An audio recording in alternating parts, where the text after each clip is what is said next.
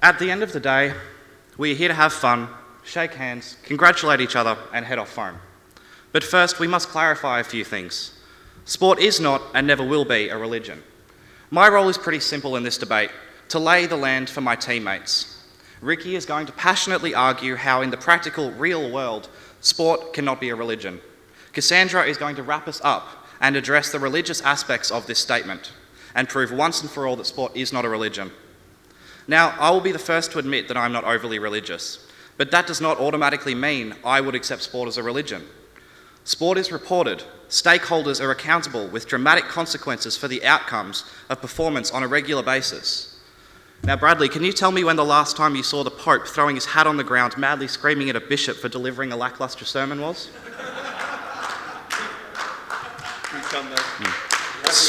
Sport is ultimately self-serving. It is an industry driven by money and personal gain.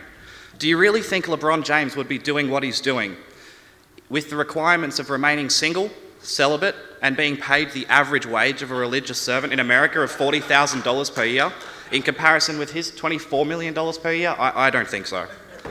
To loosely paraphrase the famous philosopher Karl Marx, spectator sports serve as a cultural anesthesia, an opiate that distracts, diverts, and deflects attention from pressing social problems and issues of the day.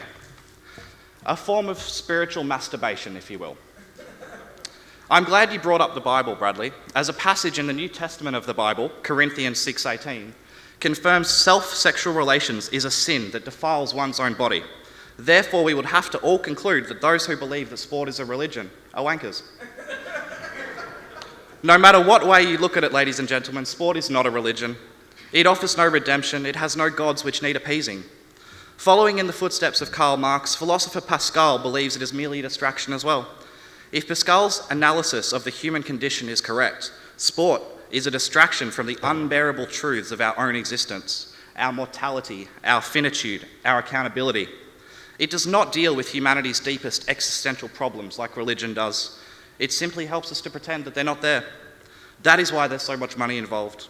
We think it is worth the investment to pay a sports hero more than, say, the Prime Minister, because the former does a more important job.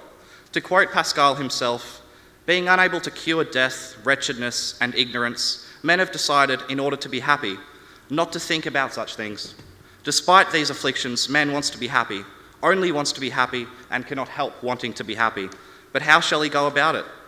The best thing would be to make himself immortal, but as he cannot do that, he's decided to stop himself thinking about it." That is where trivial distractions like sport become significant. When people prioritise sport and entertainment above all things, they do not replace one religion with sport. They merely find creative ways of ignoring the realities with religion, and indeed our own awareness of our coming death press upon us. They do share certain similarities, I'll admit, but saying that sport is a religion is like saying drinking a glass of water is the same as jumping headfirst into the middle of the Pacific Ocean. Just because there's a human body and water involved hardly means they're the same thing. The same logic can be applied when comparing sport and religion. In conclusion, I'd just like to say, don't be a wanker. Thank you very much.